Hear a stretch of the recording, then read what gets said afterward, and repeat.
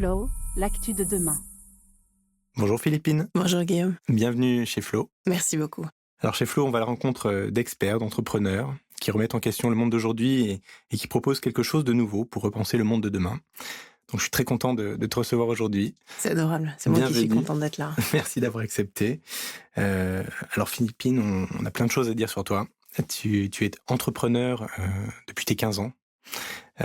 Tu évolues dans différents milieux, à la fois l'éducation, la politique, les médias, mais tu es aussi conférencière, tu animes aussi un podcast, tu es aussi coach de dirigeants, tu sors même un livre, et tu n'as que 25 ans, hein. Je crois que tu viens tout juste d'avoir 25 ans. C'est ça.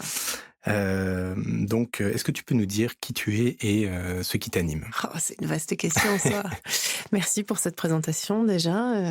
Donc oui, j'ai 25 ans et il y a 10 ans, j'ai rencontré une prof qui a changé ma vie, qui s'appelle Madame Nutins, qui était à l'époque professeure d'économie dans mon lycée. J'étais en classe de seconde.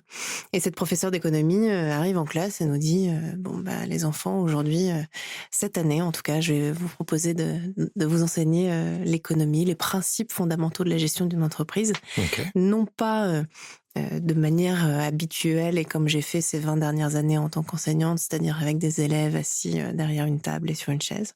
Mais cette fois-ci, ce que je vous propose cette année, c'est de vous laisser en fait les cartes en main. Vous avez carte blanche pour créer le projet d'entreprise fictive de vos rêves, que ce soit le restaurant du coin, comme la prochaine fusée qui ira sur Mars.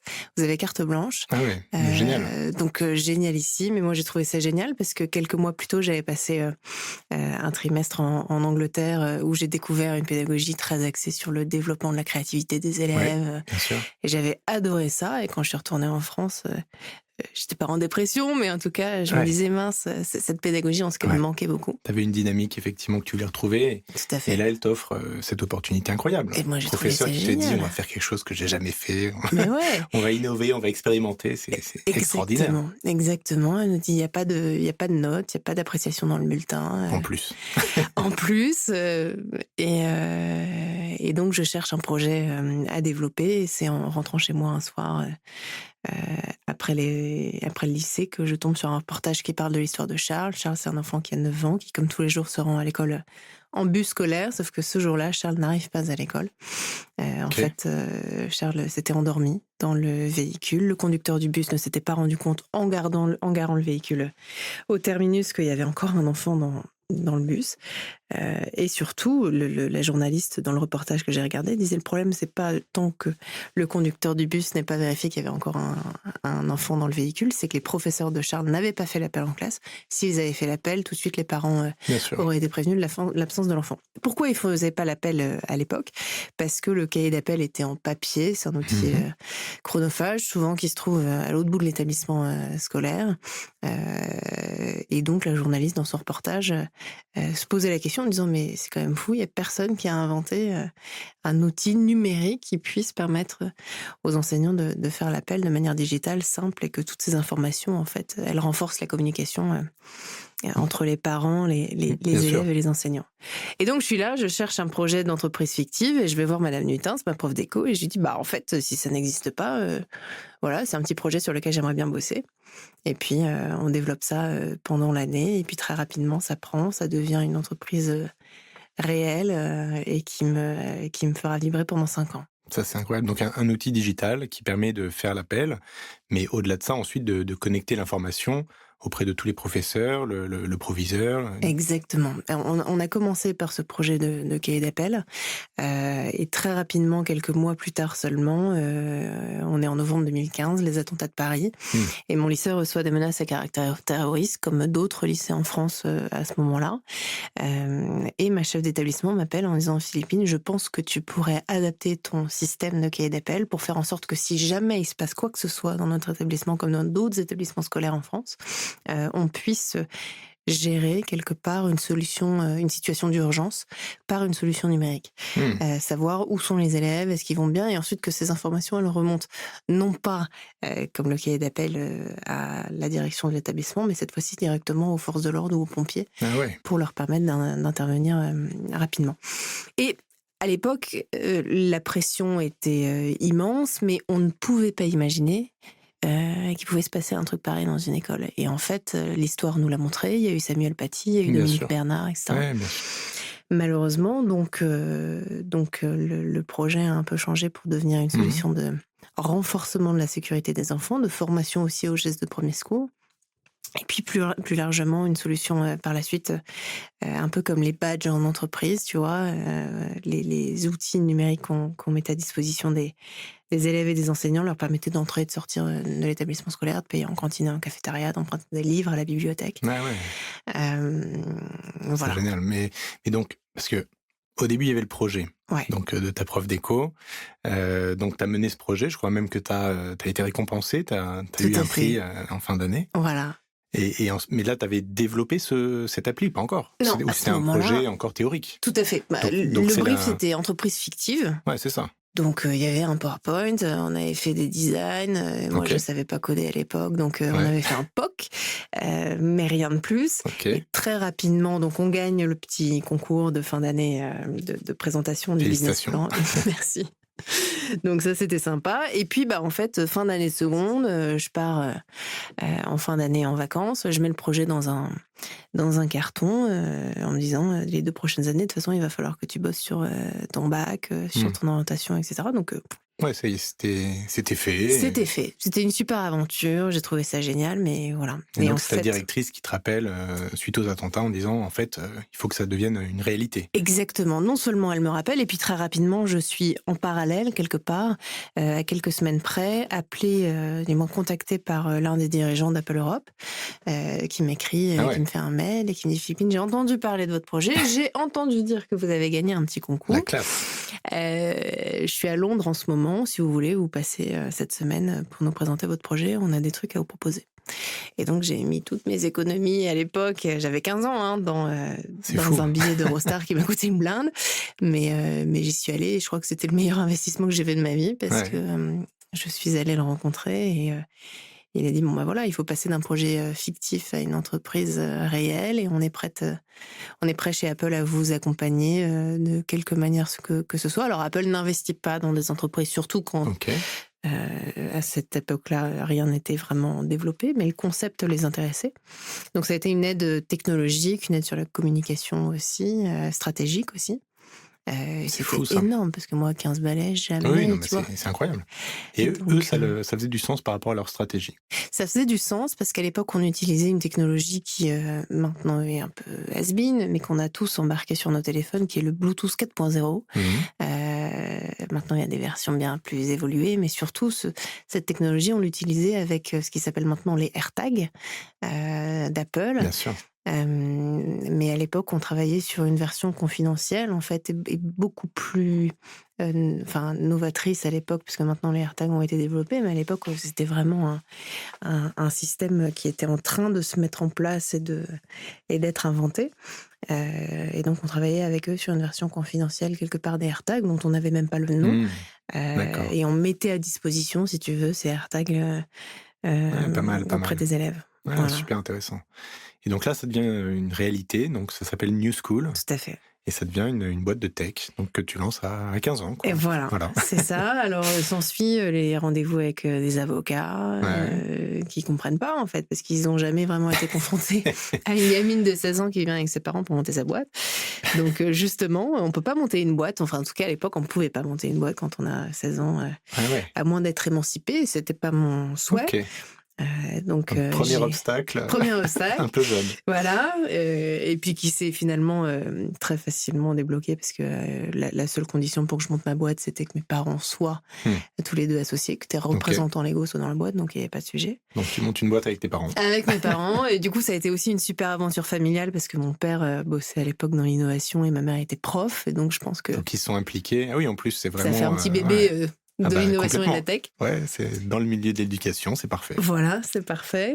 Et non, ça a été très chouette. Ça n'a pas toujours été facile non plus. On a suivi une vraie période de médiatisation aussi. Et je crois que c'est pas le meilleur moment non plus pour être médiatisé, l'adolescence. Ouais. Oui, c'est J'étais bête. encore au lycée, donc il fallait gérer les cours. J'avais plus forcément très envie d'aller en cours à cette époque-là. Donc voilà, mais ça a été une très très chouette aventure. Et donc, ça a duré 5 ans quand même. Ouais, de 2015 à 2020. En 2020, j'ai revendu la Mhm. société À Classroom, donc. à Classroom, tout à fait. Une autre boîte du secteur de l'éducation et la technologie, pour qui j'ai bossé pour à peu près 1 an, avant d'aller vers d'autres. Ouais, c'est ça, tu as repris la direction de... tu as été DG de Classroom Tout à fait. pendant une année. Tout à fait. Travailler sur le développement international, sur la passation aussi de New School et leur Ouais. développement. Donc aujourd'hui, la technologie, le système d'appel de New School est intégré dans l'application Classroom. Et puis avant le rachat par Classroom, on avait beaucoup travaillé aussi en interne avec École Directe. Oui, bien sûr. En France, tu as 2 principaux Ouais. logiciels de gestion de vie scolaire que sont École Directe et Pronote. L'un dans le privé, l'autre dans le public principalement. Et donc on avait développé le système d'appel connecté avec École Directe. Donc c'est chouette parce qu'en fait, Ouais. j'ai pas du tout revendu la boîte des milliards et c'était pas mon objectif aussi. Mais quelque part, te dire qu'aujourd'hui les enseignants font l'appel avec un système qui est Ouais. le tien, c'est Ça plutôt une belle continue réussite. de vivre, quoi. Ouais, Ah, c'est super, exactement. c'est génial. Bon, et donc là, donc première partie de vie entrepreneuriale. Donc tu n'as que 20 ans et donc là, tu te lances dans une nouvelle aventure, Ouais. plutôt politique. Ouais, carrément politique même, c'est clair. Alors l'entrepreneuriat, c'est un peu politique aussi, Ouais, bien sûr. quelque Tout est lié. part, tout est lié. Mais là, j'étais vraiment dans ce qu'on appelle la politique, puisque j'ai atterri à l'Élysée, où j'étais chargée de communication et attachée de presse du président de la République, donc Emmanuel Macron à l'époque, entre 2020 et 2021, à une période un peu bousculée pour la France, puisqu'on venait d'annoncer un confinement. Mhm. C'était Joe Biden qui venait d'être élu président Mhm. des États-Unis quand je suis arrivée. Voilà, et moi je débarque dans un environnement que je ne connais pas bien, que j'ai côtoyé les 5 années précédentes parce que, de par mes fonctions, de par ma médiatisation, les politiques me tournaient un peu autour, et je Mhm. tournais aussi autour des politiques pour faire avancer certains sujets qui me paraissaient essentiels autour de l'éducation. Mais là, j'étais au cœur du réacteur. Ouais. Avec un métier que je ne connaissais pas, parce que c'est les 5 années précédentes, la seule voix que je portais, c'était la mienne, Mhm. avec les risques et les conséquences que ça peut impliquer, mais ça ne concerne à la limite que moi. Là, être porte-parole quelque part d'un président de la République Ouais. et d'une institution comme l'Élysée, c'est très différent. Donc c'est ce que je leur ai dit quand ils m'ont proposé le job. J'ai dit, moi, je serais honorée de faire partie de l'aventure, mais j'y connais rien. Ouais, Ils m'ont dit, c'est fou. tu Mais alors, t'y connais rien, mais en même temps, à 20 ans, tu as déjà une expérience en oui. communication que les autres, et notamment tes collègues, n'ont pas. Donc on va te former et tout va bien se passer.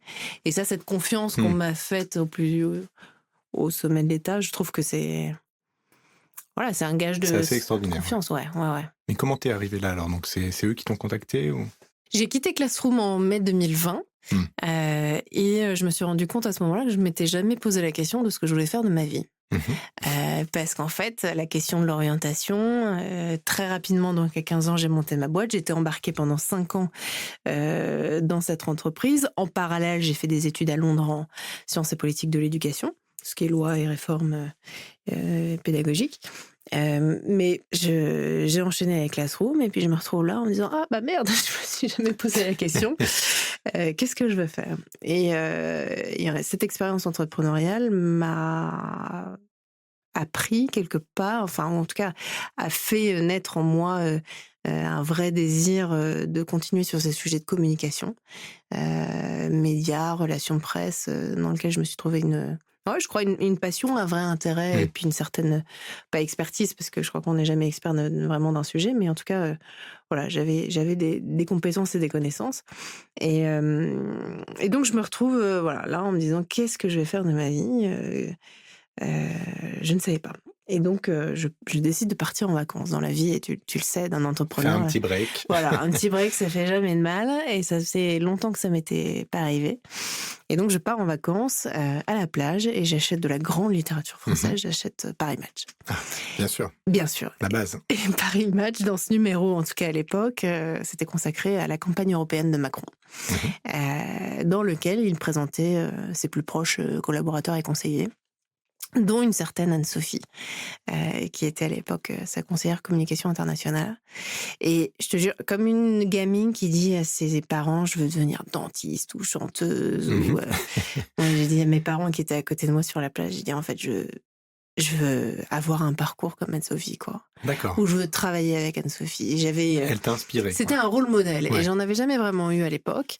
Anne-Sophie avait eu un parcours en politique aussi, mais surtout dans la communication. Elle portait des vraies valeurs, etc. Et je m'étais dit, bah, faire un truc Qu'est-ce qui a qui du t'a touché sens. en particulier? Ouais, c'est On va une femme peut-être en... forte, successful, Ouais. qui a de l'influence. Déjà, une femme à un poste Hmm. comme celui-ci, je trouvais ça admirable, avec des enfants. Et Dieu sait que pour l'avoir vécu après à l'Élysée, alors j'ai pas d'enfants, mais avec un rythme particulièrement soutenu et pas aussi soutenu que le sien, je me suis dit, bah, chapeau.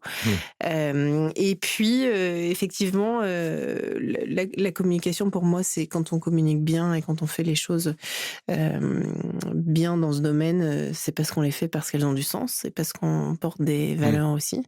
Et quelque part, peut-être en quittant cette aventure entrepreneuriale, j'avais l'impression d'avoir perdu le sens de ma vie.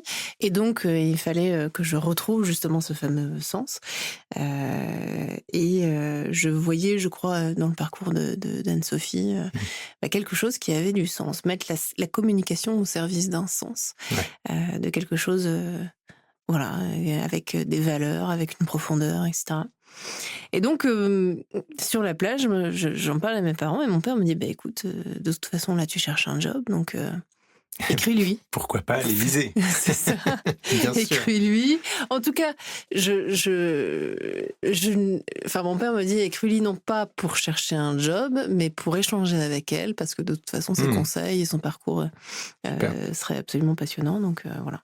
Et donc, je lui ai écrit sans aucun espoir d'avoir un retour de sa part, en disant, bonjour, je m'appelle Philippine, j'ai 20 ans. Je serais ravie, si vous avez 5 minutes dans votre vie un jour, de prendre un café avec vous, parce que je trouve que votre parcours est exceptionnel, quoi. Évidemment, pas de réponse. Et un mois plus tard, je sors mes poubelles et je reçois un coup de fil de l'Élysée. Bonjour, je suis l'assistante d'Anne-Sophie. Elle a une dispo la semaine prochaine, est-ce que vous voulez y venir? Et donc je viens, et en fait, ce que je ne savais pas, c'est que je venais pour un entretien. Donc moi, j'avais pas de CV, enfin, j'avais pas grand-chose. Et j'avais jamais fait d'entretien de ma vie non plus. Bon, et puis ça s'est très très bien passé. Et elle m'a proposé ce job d'attaché de presse et chargée de communication du président. Mais là aussi, j'étais très honnête en disant, je Hmm. débarque dans ce métier. Non seulement je suis sur le cul que vous me proposiez Hmm. un job parce que c'est pas ce que je C'est dingue, cherchais, et ouais. voilà. Et j'ai pas du tout été formée à ce métier. Elle me dit, mais en fait, tu as eu la meilleure formation, c'est celle de l'avoir vécu Hmm. dans les médias ces 5 dernières années, et ça a pas toujours été facile, surtout à ton âge. Donc en fait, Ouais, t'avais déjà prouvé quoi de que mieux? t'avais des ressources, quoi. Voilà, c'est ça. Il fallait juste adapter pour changer de sa communication à la communication d'un président de la République, et Dieu sait que c'est différent, et que ça ne s'apprend pas dans une Bien école non sûr. plus. Donc quelque part, l'école de la vie m'a bien aidée là-dessus. Et donc voilà comment j'atterris à l'Élysée. Donc expérience, incroyable, j'imagine. Donc Ouais, t'apprends plein de choses, tu t'impliques. tout à fait. Donc c'est Très assez impliquée. intense. Ouais, c'est très intense. Le rythme est très soutenu. Et malgré tout, j'apprends énormément. Euh, je suis... on voit pas, en fait, en tant que Hmm. citoyen, tout ce qui se passe dans les coulisses. Et quoi qu'on pense de l'homme politique ou de la politique exercée par la gouvernance, l'Élysée, etc., derrière, il y a une fourmilière de gens qui bossent, que ce soit bien sûr dans le service de communication, mais dans l'organisation Hmm. des déplacements, dans les enjeux de sécurité, Bien les sûr. cuisines, les fleuristes, tout. C'est des métiers d'art absolument exceptionnels. Hmm.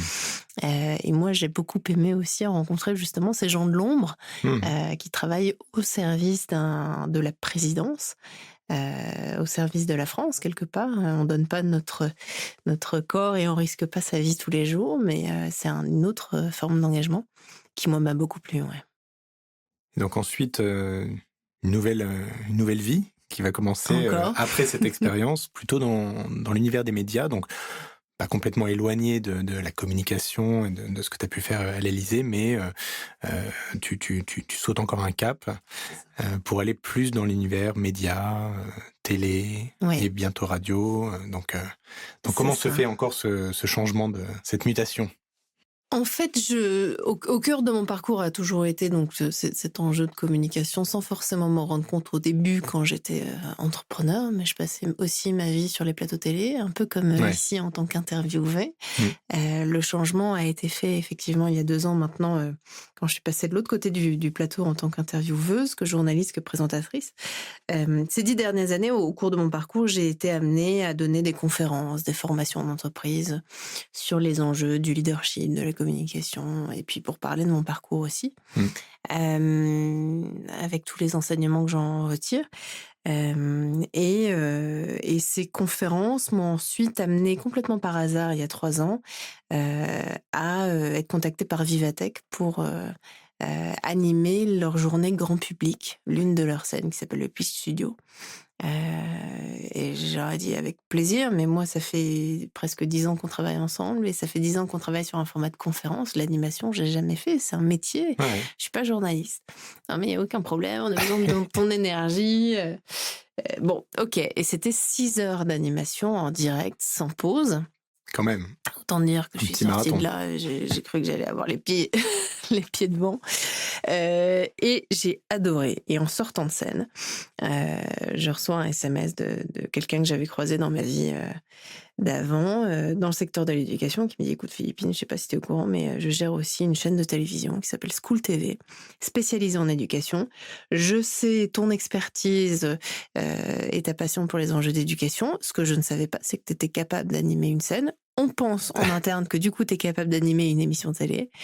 Génial. Notre présentatrice actuelle de l'une de nos émissions, est partie. Est-ce que ça t'intéresserait de reprendre, la main?» Et là, c'est pareil, comme ce que j'ai dit à Vivatech, j'ai dit: «Mais moi, animer un plateau télé, j'ai jamais fait, c'est des codes aussi, puis ça implique un vrai changement aussi dans la carrière que je m'étais imaginée». Bon, et donc on s'est donné 3 mois, pour tester, pour être formés aussi, parce que là aussi ça s'apprend. Donc j'ai passé tout l'été, dans un plateau, les lumières éteintes, à me former et cetera. Et j'ai adoré. J'ai adoré, non pas parce que je suis sur le devant de la scène. Tu parles à une ancienne, timide maladive, c'est-à-dire D'accord. qu'il y a 10 ans encore, Ouais. avant, le fait de monter mon entreprise, je crois que j'aurais fait un malaise avant de monter sur ce studio parce C'est que vrai. ah ouais, vraiment, c'était terrible, terrible, terrible. Et pourtant, Hem, effectivement, tu t'es vite mis, au cœur de l'attention, ouais, sous les projecteurs, donc sans le vouloir. comment tu as pu, faire En fait, les ce saut? journalistes sont très rapidement venus, à moi. Hem Et quelque part, je crois que cette timidité s'est effacée parce que j'ai compris que j'avais un message à passer. Le jour où en fait je suis arrivée à sortir de ma timidité, au lycée, j'avais des cours de théâtre. Et pareil, à chaque fois, c'était une torture, quoi, parce que j'adorais les textes que j'incarnais, parce que pareil, ça faisait du sens, c'était des valeurs, et Mmh. cetera. Mais tant que tu les faisais dans ta chambre, Ah pas ouais! pas devant 300 Ah ouais, personnes, non, quoi. c'était l'enfer, l'enfer. Jusqu'au jour où, l'un de mes enseignants me dit, comme à toute la classe, il nous dit: «Bon, bah, voilà, on va travailler sur, l'art de la rhétorique, et les grands procès qui ont animé la France, ces dernières décennies. Vous choisissez, un procès qui vous a touché ou que vous voudriez incarner, hem et vous le faites devant un public». Et j'avais choisi à l'époque, quelques mois ou quelques années avant, je sais plus, il y avait, un procès qui avait été très médiatisé, un peu comme aujourd'hui avec, Gisèle Pelicot. Mmh À mh. l'époque, c'était le procès d'Alexandra Lange qui avait été, condamnée, en tout cas, il y avait un procès parce qu'elle avait, je sais plus si elle avait tué ou si elle avait, en tout cas violenté son mari qui, lui-même l'a violenté depuis des années. C'est à peu près la D'accord. même histoire que OK. Gisèle Pellicot. Et donc, il y avait Un eu un sujet film, léger, ouais, ouais. très léger, violence intrafamiliale, enfin terrible. Mmh. Et moi, ça m'avait beaucoup touchée. J'avais regardé un film qui avait été à l'époque diffusé sur TF1 sur son histoire. Et à la fin du film, il y avait toute une scène qui avait duré des dizaines de minutes sur la réquisition du procureur général, Luc Frémiot, qui m'avait bouleversée. Et je suis allée voir mon enseignant en disant, en fait, je veux jouer cet homme-là, D'accord. ce procureur, parce que... Et donc, Alexandra Lange avait été acquittée de son D'accord. procès grâce à lui. Et donc, je joue ce personnage. Je me souviens encore d'ailleurs Extra. de sa Ouais, réquisition, tellement ça m'a marqué. Et ce jour-là, je te jure, je suis sur scène et du jour au lendemain, ma timidité part, elle s'échappe de mon corps, hein, tu vois, c'est l'image que j'ai, parce que je porte un truc qui là Ouais. aussi a du sens, en me disant, ok, les mots ont un pouvoir, Mmh. et moi, c'est parce qu'à l'époque, je me sentais pas capable de porter mes sujets à moi, parce que peut-être que j'en avais pas non plus à l'époque, mais en tout cas, je peux être porte-parole quelque Mmh. part par procuration de quelqu'un d'autre. Et donc quand je me suis retrouvée sur les plateaux quelques mois plus tard à porter mon histoire, mes enjeux, ma vision de l'éducation, je me suis dit ok, bon bah les gens semblent écouter, peut-être que ce que je dis c'est pas si con que ça, et au-delà de ça, profitons de cette médiatisation Ouais. pour faire passer des messages et surtout faire changer les choses. J'arrive donc, quelques mois plus tard, j'y arrive, dans ce métier de journaliste. Le sujet, c'était pas d'être mise en avant, parce que donc tu as compris que j'ai vraiment du mal avec ça, bien que j'ai un métier public aujourd'hui. Ce qui m'a fait accepter ce job, c'est que, au même titre que dans le procès d'Alexandra Lange, ou quand j'étais moi-même interviewée, c'est que je mets en avant tous les jours dans mes émissions Mmh. des gens qui font des choses. D'accord. Et Donc c'est ça, ça c'est qui génial. t'intéressait? Ben ouais, parce qu'en fait, quand tu allumes la télé aujourd'hui, t'as qu'une envie, c'est de te tirer une balle. Mmh. Tu vois. Et j'ai la chance qu'on me propose des émissions qui sont positives, Mmh mh. d'abord. Alors, ça veut pas dire que c'est le monde des bisounours, pas du tout. C'est Mmh. que ce sont des émissions où je reçois des gens qui font des choses, qui font bouger la France, qui font bouger leur secteur, C'est qui inspirant. croient. Mais ouais. Mmh. Et alors, l'inspiration pour l'inspiration, là aussi, parce que tu peux très vite tomber dans un truc qui est très creux, sans aucune profondeur, Mmh. etc. L'idée, c'est justement d'aller interviewer ces personnalités-là sur ce qui les anime au quotidien, pourquoi Mmh. ils font ce qu'ils font, Ouais. et derrière leur image, tu vas creuser tout un tas de sujets qui sont essentiels. Et donc, je fais ça sur School TV, donc sur les sujets d'éducation, pour l'Express sur les sujets de métiers de demain et d'enseignement supérieur, pour BFM Business sur les sujets d'entreprise, de défis, de leadership. Et c'est passionnant. Ouais. Donc ça, tu continues, beaucoup aujourd'hui, là. Tu es très impliqué, C'est dans une toutes bonne ces partie de mon chaînes, job, ouais. ouais. Ouais. Et non, mais je comprends, mais tu as quand même, on sent déjà là dans ton parcours qu'à chaque fois tu es assez attiré par le challenge nouveau, par Ouais, l'expérimentation, même si au début, ça te fait un peu peur, peut-être que tu te sens pas légitime, que, tout à fait. tu pas forcément les qualités requises, en tout cas d'après toi. Mais tu as des personnes qui viennent te chercher, qui te disent: «Mais si, on pense que tu peux vraiment y arriver», puis, bah, tu te lances, quoi. C'est une Donc vraie c'est chance, c'est hein. un driver, cette idée, cette envie de tester quelque chose de nouveau, de tester tes limites aussi, d'apprendre? Apprendre, ça c'est Ouais. sûr. Je crois qu'on s'ennuierait bien si on n'apprenait pas dans nos jobs, dans nos vies personnelles respectives. Moi, c'est une vraie chance, c'est on m'a toujours donné des opportunités que j'ai parfois saisies, d'autres non. Le fait est qu'aujourd'hui, je suis là où je suis et que je suis très bien là où je suis. Mais c'est vrai que ça n'a pas été toujours facile, parce que quand tu es au centre de l'attention à 15 ans, on t'offre des opportunités aussi parce que les gens projettent en toi, parfois, pas tous, mais ça m'est arrivé, quelque chose qui n'est pas forcément bon pour toi. Les gens sont intéressés, parfois. Mmh. Et donc ça vient avec d'autres implications, et à 15 ans, quand tu sors à peine de l'adolescence, tu même à 15 ans en plein dedans, Mmh. c'est difficile de se rendre compte parfois de la dureté Mmh. du monde Bien sûr, bien professionnel. sûr. Dans C'est impossible. certains secteurs, et notamment la politique, c'est parfois un peu des requins. Et moi, j'arrive là et je me dis, un peu le monde des bisounours pour le clair, en disant, mais non, mais les gens sont forcément bien intentionnés. Et ça n'a pas toujours été le cas. Donc, et puis après, la question, ça a été justement de me créer moi-même des opportunités, de prendre conscience aussi que j'avais une différence à apporter, que j'avais Ouais. un point de vue, que j'avais une expertise, notamment sur les sujets de communication qui était en train d'être creusée et que c'est ça que je veux faire de ma vie, entre Mmh. autres. Qu'est-ce que je peux faire de ça? Donc c'est se créer une aventure aussi et c'est ce que Mmh. je fais, maintenant, qui permet, de faire bénéficier de cette expérience à d'autres. La garder pour soi, ça n'a pas Mmh. vraiment de sens. Et donc Voilà. là, 2025, un peu d'actu, de nouvelles aventures donc. Première aventure, donc tu montes Outthinkers C'est avec ça, Déborah Oana. que vous avez reçu. Tout à fait. Et Ouais, donc qui est une agence de communication, d'accompagnement de dirigeants autour du leadership, du comportement organisationnel. exactement. OK. Tu as tout compris. En fait, on est parti du constat avec Déborah. D'abord, ça a été un coup de foudre professionnel, Ouais. comme, j'en avais jamais vécu. Je crois que voilà, tu as le coup de foudre amoureux, tu as le coup de foudre Ouais, ouais. professionnel et là, vraiment, ça m'était jamais arrivé et ça a été un vrai une sorte de révélation parce que, Déborah a cette expertise donc en comportement organisationnel, le fait d'accompagner, les individus, les organisations, les équipes aussi, dans, leur incarnation du leadership.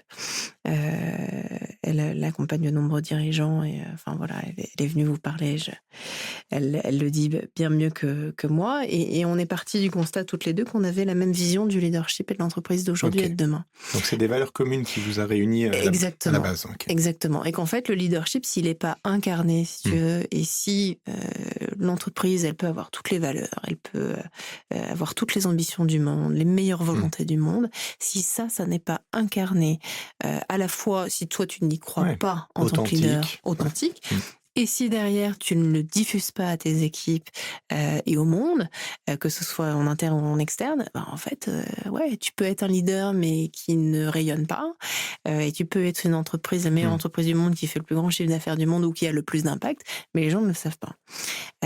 Et aujourd'hui, on assiste dans les entreprises et c'est vrai que dans mes conférences, dans mes formations et dans les émissions que j'anime, on est au cœur de ces transformations, managériales et ce qu'on voit, c'est qu'on assiste à un vrai bouleversement aujourd'hui dans les entreprises, de par les nouvelles générations, Ouais. de par, l'intelligence artificielle, de par les bouleversements sociétaux aussi, Mmh. la crise économique, Climatique, bien sûr. climatique.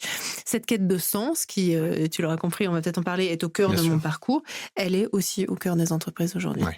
Donc comment on vient donner du sens à des salariés et à des dirigeants? Et ben, justement, on le fait par l'accompagnement, organisationnel, l'accompagnement des dirigeants, ces sujets d'incarnation et de communication. Donc on allie, si tu veux, nos 2 heu, compétences respectives pour accompagner des plans de transformation, pour accompagner, Mmh. des entreprises de toute taille sur ces sujets-là et ça, c'est passionnant parce que au même titre que dans mes émissions, je mets en avant des gens qui font des choses, là, on les accompagne sur la Ouais. durée, parce que toutes ces entreprises, tous ces leaders, ils ont des histoires à raconter, et le sujet, c'est de les incarner. Et et donc aujourd'hui, tu penses que le sens dans l'univers de l'entreprise est, plus que jamais important aussi parce que les nouvelles générations, recherchent ça plus que tout, C'est peut-être clair. plus que celles d'avant qui cherchaient avant tout un job. Aujourd'hui, les nouvelles générations, vont bien sûr chercher un job, mais qui fait du sens pour elles. Ouais, je pense que c'est une, vraie différence, générationnelle effectivement. La génération de mes parents ou de mes grands-parents, le Graal, c'était d'avoir un CDI, de faire, une carrière dans une grosse Mmh. entreprise et de démarrer, au plus bas et de monter au plus haut, de gravir Mmh. les Bien échelons sûr. quelque part. Ouais, ouais. Aujourd'hui, la nouvelle génération, de par ce qu'elle a vécu, de par les transformations sociétales aussi, nous montre quelque chose de complètement différent, et notamment cette quête de sens. C'est-à-dire qu'aujourd'hui, on le voit dans les entreprises, dans les institutions, dans les organisations, un jeune qui, est dans une entreprise, qui n'incarne pas ses valeurs ou qui communique juste pour communiquer, Mmh. le jeune, il se barre. Ouais, Et complètement. même s'il a pas de job derrière, il y a voilà, cette question du sens, si le job qu'il fait n'a pas de sens pour lui ou si son manager ou son leader ne l'inspire pas, heu, Mmh. à travailler, à continuer, à croire, dans les valeurs de l'entreprise et dans sa mission, il s'en va. Et donc ça, c'est complètement différent, de la génération précédente et c'est forcément aussi un bouleversement pour les entreprises qui Mmh. ont du mal à comprendre ça. Parce qu'on a été quelque part pendant des décennies et des générations dans un modèle qui a toujours été le même. Et là, c'est complètement Complètement. différent. Tu Non, vois? mais c'est intéressant parce que tu dis la nouvelle génération cherche à être inspirée Ouais, par son manager, par le dirigeant qui va porter un message, qui va donner du sens à toute l'organisation. Et en même temps, de par ce souhait de la nouvelle génération, ça apporte justement plus de sens puisque, les dirigeants l'ont compris, les organisations l'ont compris. ouais, Et du coup, c'est aussi eux qui vont apporter un certain élan d'inspiration, dans toute l'organisation. Il y c'est a une clair. sorte de cercle vertueux qui est en train de se mettre en place. Donc, ça me fait penser au titre de ton livre aussi, hein, «Jeune et inspiré, l'entrepreneuriat pour réaliser nos rêves». Donc il y a aussi tout un lien avec, ton parcours, on reconnaît bien là, mais on parle souvent de fossé entre les générations, dans l'univers du travail plutôt que d'opposer les générations. Effectivement, là, on voit bien comment elles peuvent se réunir autour de cette nouvelle quête de sens C'est et clair. s'inspirer les unes les autres, quoi. Pour moi, c'est une clé, si tu veux, cette question intergénérationnelle. Et d'ailleurs, ça a été la base de mon parcours. Cette Mmh. enseignante qui m'a dit, bon, les jeunes, on va travailler ensemble. Et d'ailleurs, l'une des conditions, je te disais tout à l'heure qu'on avait carte blanche pour créer le projet d'entreprise fictive de nos rêves. Il n'y avait pas forcément de notes ni d'appréciation, mais en revanche, ce qu'on devait faire, c'était travailler avec les générations du dessus, qui avaient énormément à nous apprendre. Et inversement, Madame Nutins, qui est maintenant devenue une amie et que j'embrasse, nous dit à quel point nous aussi en tant qu'élèves, on l'a nourri Mmh. et on lui a donné cette nouvelle perspective.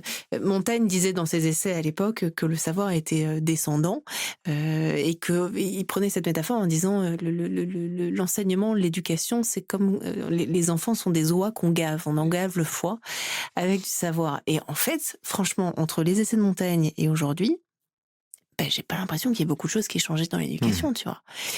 Et ça fait partie des messages que j'ai envie de porter. Et en ce sens, les cours de Madame Lutens ont été une vraie révolution parce que pour une fois, le Mmh. savoir n'était pas uniquement descendant Ouais.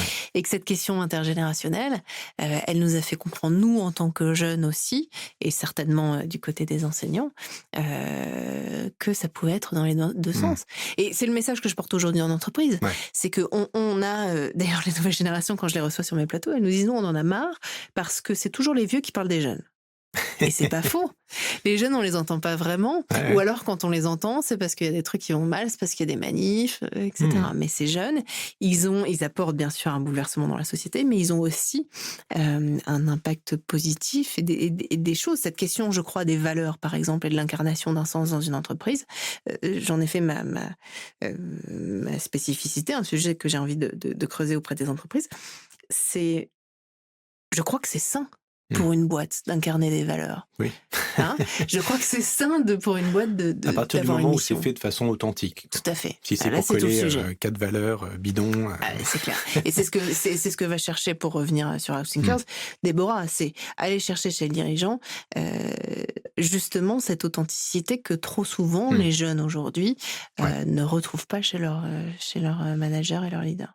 Donc c'est intéressant parce que cette clé donc de l'interaction finalement entre les générations peut s'appliquer dans l'univers de l'entreprise ou dans l'univers de l'éducation, Partout, qui est un c'est où partout bien sûr, voilà, donc partout.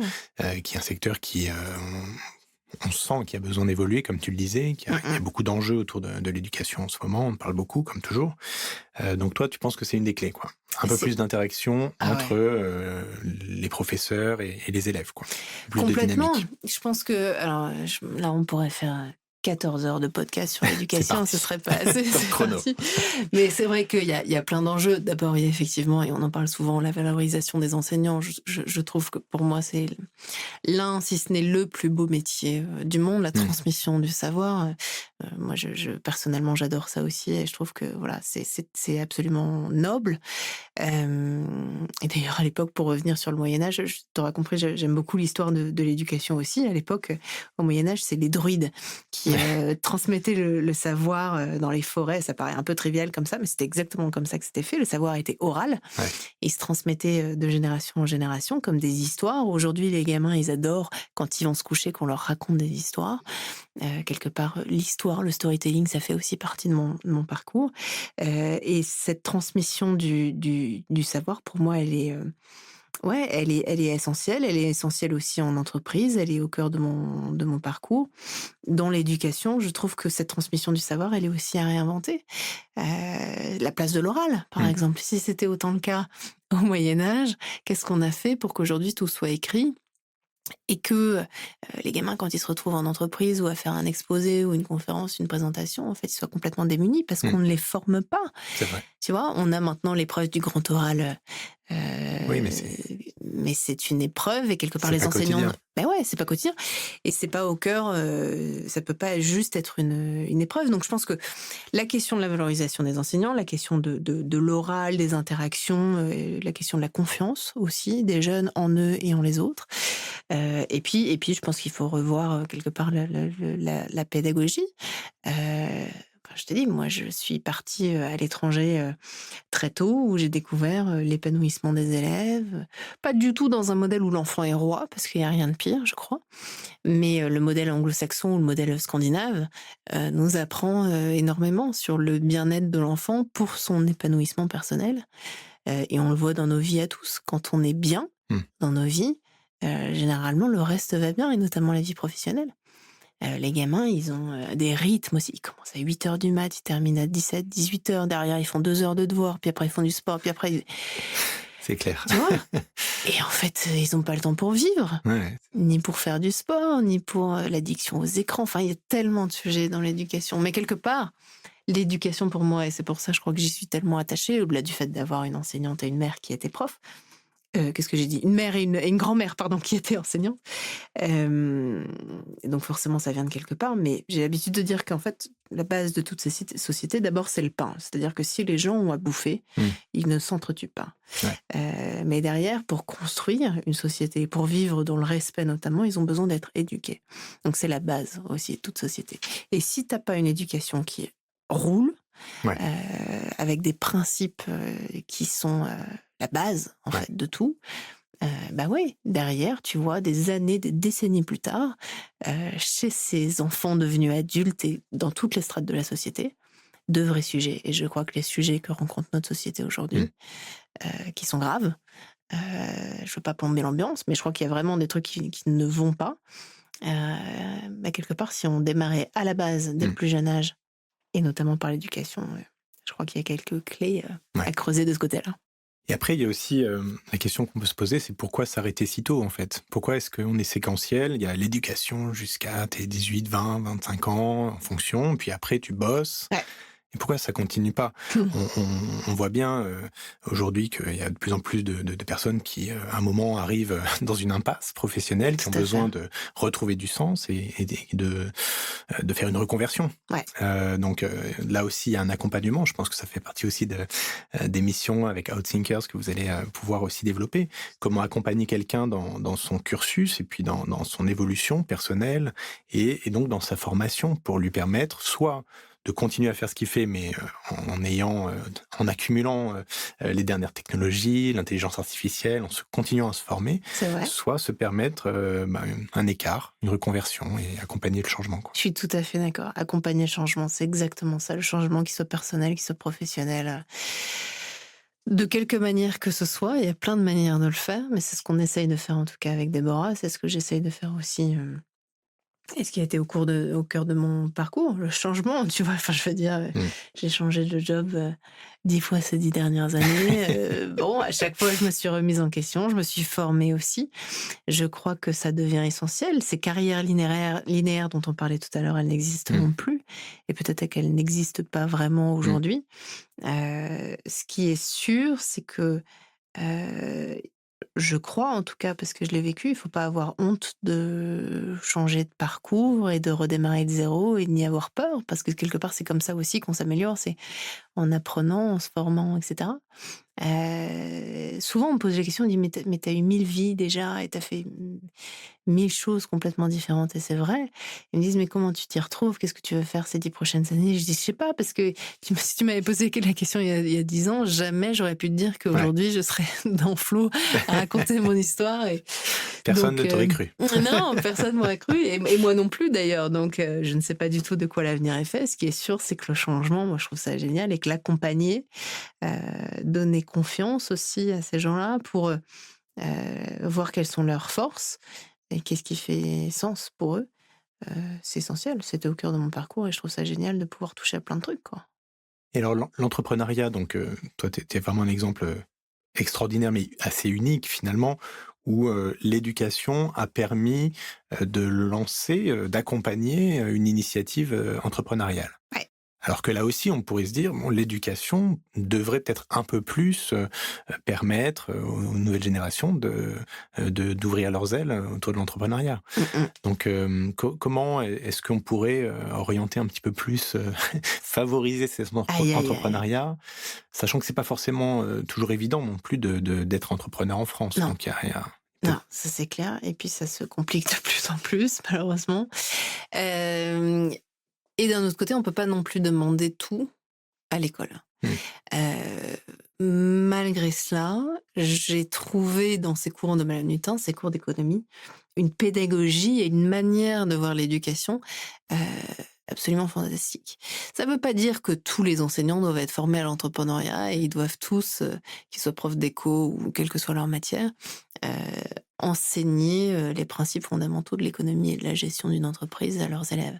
En revanche, ce qui est sûr, c'est que le proposer comme option, même si c'est sur le temps extrascolaire, c'est génial et d'ailleurs tu as des associations comme, Entreprendre pour apprendre, qui font ça, qui prennent cette pédagogie-là et qui la diffusent dans les écoles, et qui forment les enseignants à cette pédagogie. Mais avant la réforme du lycée, qui a été initiée par Jean-Michel Blanquer, ces cours, ils étaient proposés en option dans le cursus, Hmm. en classe de seconde. Et en fait, c'était génial parce que tu as plein de gamins comme moi qui ont découvert, déjà des compétences psychosociales et notamment ce qu'on appelle les soft skills, la créativité, l'imagination, la communication, tout ce qu'on n'apprend pas forcément, à l'école. Donc en ce sens, je trouve que c'est génial. Maintenant, la réforme a annulé ces cours, et moi j'en ai fait un combat, je me souviens même fait une tribune, j'étais hyper vénère à l'époque parce que je me suis dit: «Merde, en fait, vous avez créé chez moi comme chez d'autres une vocation. C'est comme ça que j'ai trouvé le sens de ma vie, Hmm. c'est comme ça que j'ai su que c'était ça que je voulais faire et cetera». Je ne suis pas la seule, je suis la seule à être médiatisée, mais il y en a plein d'autres qui ont trouvé leur sens aussi. Et pour une fois que la France proposait un truc génial, positif, où on accompagne les élèves, à faire un truc qui sorte un peu des clous, on fait marche arrière pour une réforme. Et je suis sûre aujourd'hui qu'il y a un modèle à Hmm. inventer. Je suis sûre que c'est une bonne idée. Et c'est pas forcément la place d'associations, même si elles le font très bien et qu'il Mhm. faut qu'elles continuent. Mais je pense que c'est un changement, quand on parle d'éducation, un changement de fond, sur Ouais. la manière de voir l'éducation, sur la manière dont on voit l'apprentissage, le rôle des enseignants. De toute façon, je vais te dire, avec l'intelligence artificielle, avec les bouleversements sociétaux aussi, forcément que le métier va être amené à changer et que la manière d'enseigner aussi. Les gamins, maintenant, ils font leurs devoirs avec ChatGPT. Ouais. Et ils ont raison. Ils seraient bêtes de ne pas s'en servir. Ouais. On s'en sert tous au Non, c'est quotidien. vrai. Donc la question, ce n'est pas d'interdire ces outils-là qui Hmm. transforment l'éducation, c'est de former Hmm. les enfants quand on parle de formation continue, au même titre qu'on doit former les enseignants à de nouvelles pratiques pédagogiques. Alors tu parles aussi de bouleversements sociétaux qui sont déjà là, mais qui vont sûrement monter en puissance, bon, notamment autour du réchauffement climatique. Ouais, Donc, chez BFM Business, tu as travaillé aussi sur une émission, BFM Climat, tout à fait. autour de ce sujet. Donc, j'imagine que c'est un sujet qui te tient à cœur. Ouais. Comment tu vois l'évolution de ce sujet? Alors, qui a été un petit peu malmené depuis quelques semaines aussi. Mmh. On sent qu'il y a une vraie polarisation de la société. Il y en a qui ont du mal encore à comprendre que c'est en train de se passer, d'autres qui sont dans le déni, d'autres qui se battent mais qui ont l'impression de ne pas être entendus. Comment on accompagne cette lame de fond un peu C'est qui arrive? difficile, hein. Ouais. C'est difficile parce que là aussi, tu as l'impression que les générations sont opposées, Mmh. sur ces sujets-là. La nouvelle génération, initiée aussi et très médiatisée avec Greta Thunberg, Mmh. les vendredis du climat où ils n'allaient pas en cours, mais ils manifestaient pour le climat et la transition écologique et derrière, des adultes, en tout cas des personnes plus âgées qui, sont plus pour la croissance économique ou en tout cas qui disaient que Ouais. parfois les jeunes, voilà, ça leur passera. C'est ce qu'on entendait souvent dans les émissions sur le sujet, ça leur Mmh. passera, et en fait, je pense qu'on n'a pas pris conscience à l'époque, ces 10 dernières années, quand le sujet de la transition écologique a vraiment émergé. C'est pas du tout un sujet nouveau, mais on en parle de plus en plus. C'est un sujet aussi dans les entreprises. Maintenant, on parle de RSE, on Tout à parle de fait. Ouais. CSRD, etc. Et c'est important, mais je pense qu'à l'époque, on n'en a pas pris tout à fait conscience. Et aussi qu'il y a peut-être un manque de volonté politique derrière, de pays, de continents, d'organisations internationales sur le sujet. Quand je vois, mais c'est un point de vue là encore tout à fait personnel, mais Donald Trump, Mmh. nouveau président des États-Unis, qui se retire des accords de Paris, alors que Assez c'est l'un des rapidement après, mais juste après son son élection, tout à quoi. fait, ouais. Moi, ça m'inquiète. Mmh. Ça m'inquiète pour ma génération, pour les générations futures.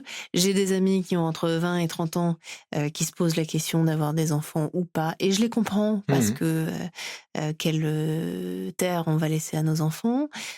Bon, moi, j'ai envie d'avoir des enfants, donc le débat est différent, mais justement pour agir, je pense que c'est une responsabilité collective d'agir pour laisser une autre, Mmh. terre à nos enfants, qu'elle soit sociétale ou environnementale.